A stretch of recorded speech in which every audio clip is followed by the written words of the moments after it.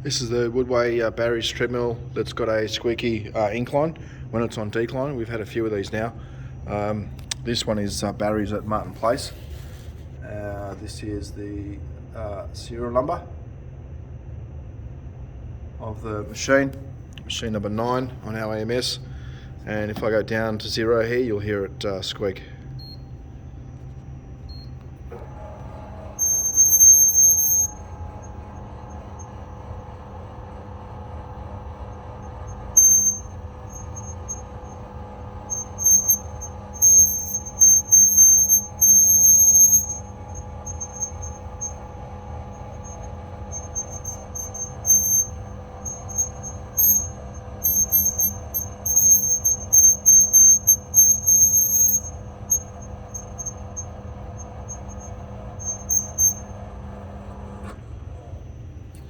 And that's it. It'll be a lot louder and a lot more pronounced when people are actually using the machine. I'm just standing on it with my weight and it's not on, so it's even louder when it's in motion and people are actually running on it.